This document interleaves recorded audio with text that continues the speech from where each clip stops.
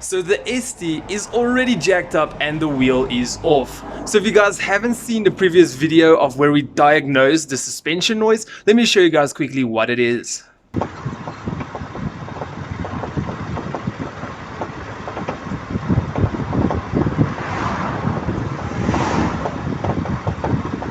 So squeezing to the right bolt over here, you can see it is properly centered.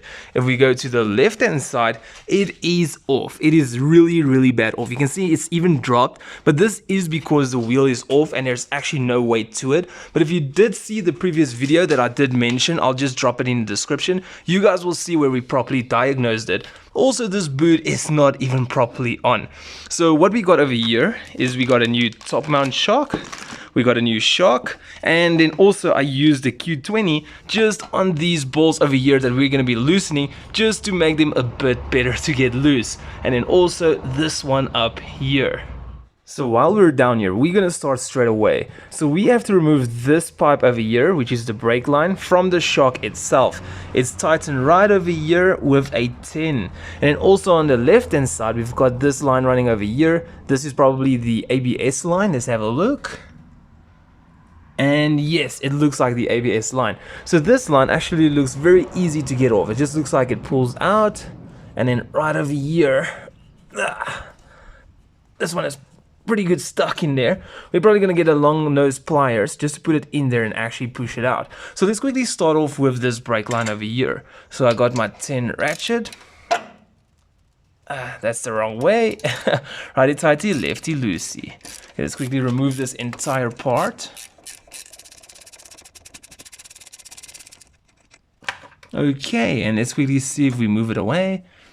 And perfect. So now we do know if we actually have to take this shock out, nothing is going to be attached to it. So then we don't pull on any of these lines and actually damage them. So let's quickly go over here and get a long nose pliers.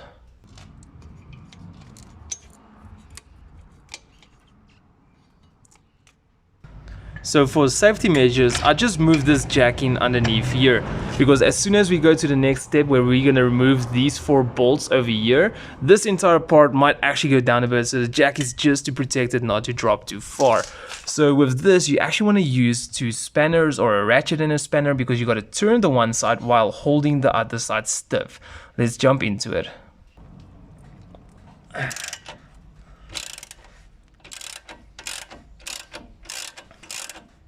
And with the Q20, it was super easy, much better than I was expecting it to be.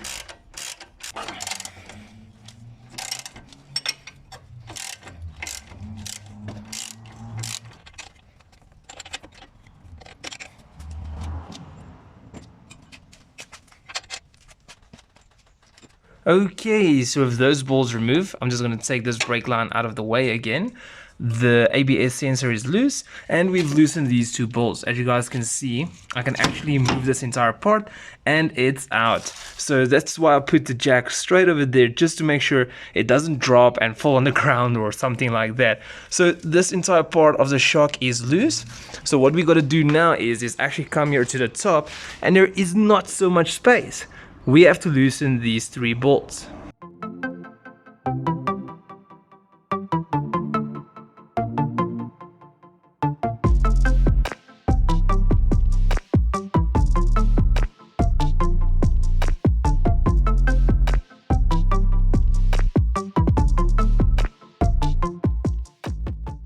So we have already removed these 2 bolts and we are left with 1. For now, I'm just quickly gonna leave it in because we still have got 1 bolt to loosen over here.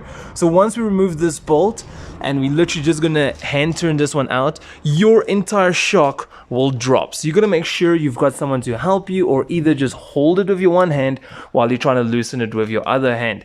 So let's quickly loosen this bolt as well.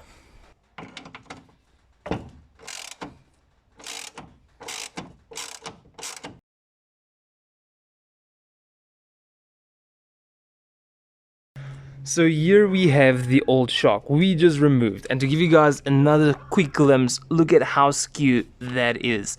So what we're gonna do is we are gonna dismantle this entire shock. We actually have got these over here that we hook into the springs. It's actually pretty neat. So we gotta turn it this way around. So how it works is we actually turn it here with the ratchet. It's going to compress the springs, and we've got two of them for extra measures. So we're going to compress the one side, turn it around, and compress the other side. So what I like to do is, before we get to this part, is just to make sure that these two are similar. So as you can see, we've got one fin over here and a second fin there. We've got one fin here and no fin over there. That is not a big train smash because we only use this fin this side. So then even here, as you guys can see it, this clip and this clip is the same, and these two are the same. So these ones are very similar. I'm so happy that this turned out great. Here is the top mount shock. So this is how we're gonna see it from this angle. Let's quickly put them next to each other, and perfect. So let's quickly get into the compression stage. And this is very, very important because this can actually hurt you so much. So do make sure you do it once and do it right.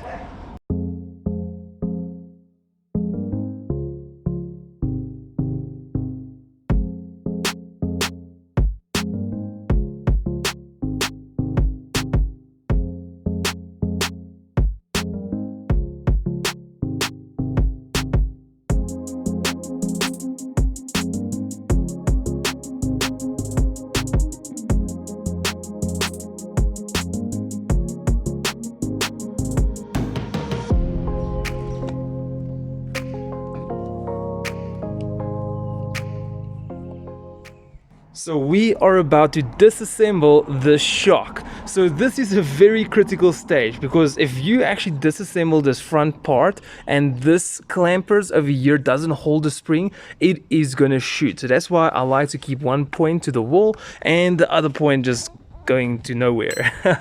So I'm gonna show you guys. I actually struggled so much to get this thing loose. As you guys can see, I've got like a bunch of tools over here. So the easiest way I could have got it to be loose is by taking a 6 Allen key, placing it straight in here in the middle. So this middle part where the Allen key is, if you do look over here, I don't know if you guys will be able to, where is it? There it is. It can actually move by just turning this Allen key. So what you want to do is actually hold this Allen key still while you take one of these 18 spanners, just slide it all the way down, straight into the nut here at the back. Let's see if we can get it in. Just like that. So you want to hold this one part down and actually press down on this other part. So I really struggled. I tried all methods. I tried, where is it? I tried the vice grip. I even placed some insulation tape around the shock part over here. It didn't work. So I actually had to take the shock down, put it on the floor, and then just trying to like turn this to break it loose. So anyway, nevertheless, it is loose now. So let's quickly loosen it up.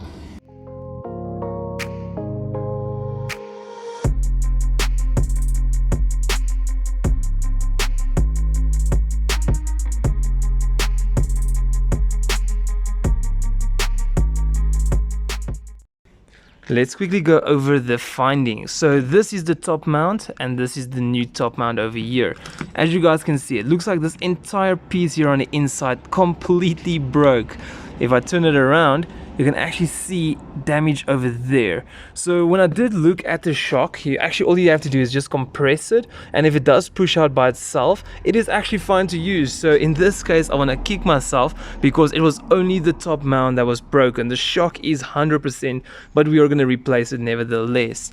So just a quick close-up for you guys again. This part is completely loose. I think we can even turn it if I can get a proper grip on it, as you guys can see. So anyway, now we have our new one, so let's go and install it. So what's pretty cool about this shock, as you can see, it's got a groove here to a dead end. So that is exactly where you're going to put this part of the spring. So we're going to slide it on. Just want to tilt it right. There we go, and perfect.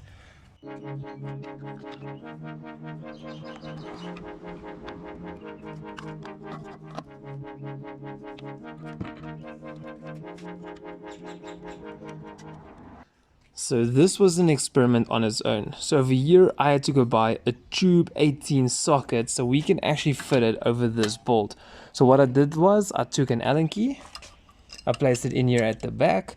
So technically I held it down with the vice grip, and then here for the Allen key I just used a spanner to hold it and then twist it until it's fine. So now we have got this entire shock actually completely done. So we are going to remove these tension springs, well, these spring clamps or whatever you want to call them. So yeah, we're going to loosen them, make sure that it seats properly, and then we are ready to put this shock back in the car.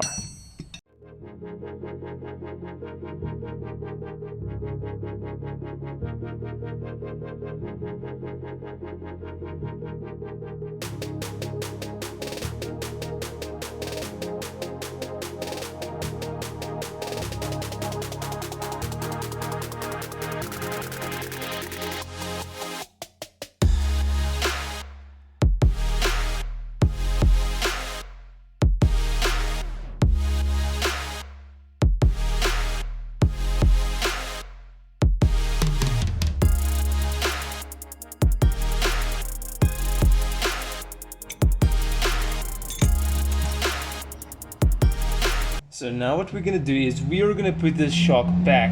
So you want to push it all the way until these 3 bolts here is sticking out at the top. So let's quickly get it back in.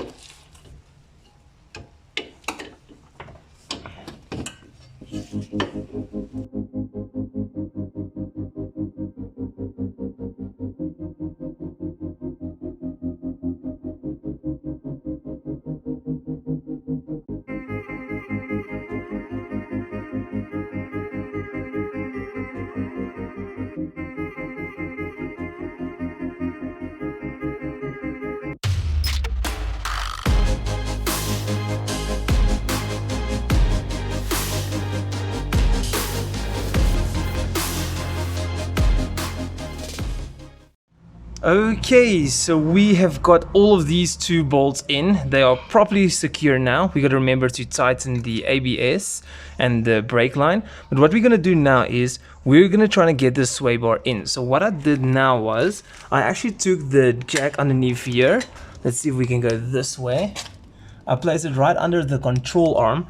So what we're going to do is we're going to jack it up, because this is the hole, this is the outer sway bar, and it's got to go a very far distance. So let's quickly jack it up and see if we can get it aligned.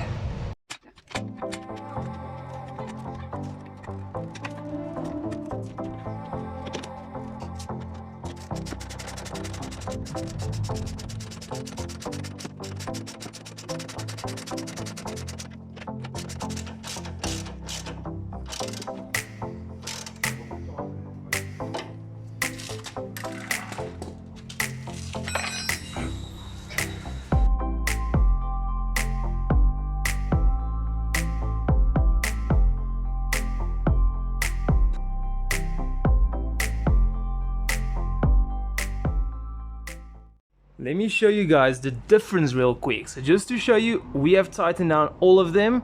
The sway bar end link is tightened down. Over here the brake line, over here the ABS line. And as you guys can remember earlier, this one was laying to the side, but look at that. That is perfect in the center. So let's quickly check at this one. Oh, that is so darn cool. So as you guys can see, as earlier mentioned, it is free hanging, and this part over here is fine. So let's quickly go and put the wheel on.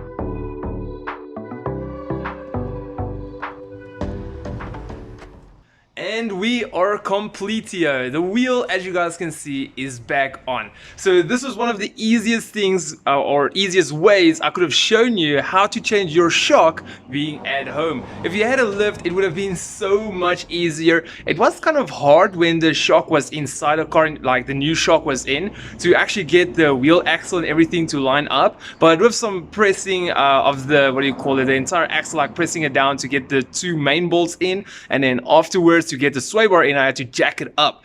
That just made it so much easier. But anyway, we're gonna take it to the road now. We're gonna go and test it out, and hopefully that bad clunking noise is gone. I'm 100% certain it was that horrible, terrible, whatever you want to call it, top mount. So anyway, we're gonna drive past the shops nevertheless. So let's quickly go and test her out.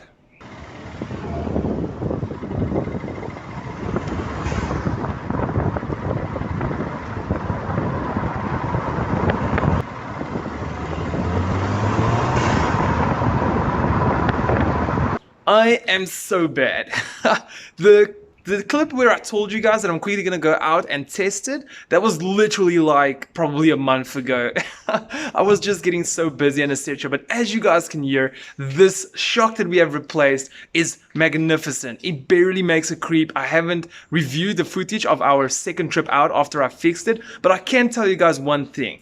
We have literally since then placed maybe about 500 to 1,000 kilometers on it. I'm not sure how many miles it is, and this suspension is holding out amazing. The wife is so happy to drive this car again because she was very scared to drive it because it sounds literally like something is about to break. So we are so happy. Everything turned out amazing. Hopefully this tutorial will help you guys out a lot. If it did, make sure to drop a big like. If you guys would love to support the channel, especially if you're new, hit the logo at the bottom right corner to subscribe. If you want to see a similar video, hit the icon. Wait, you can just click any icon on the screen. Depends on what you want to watch next. But otherwise, for now, peace out, guys.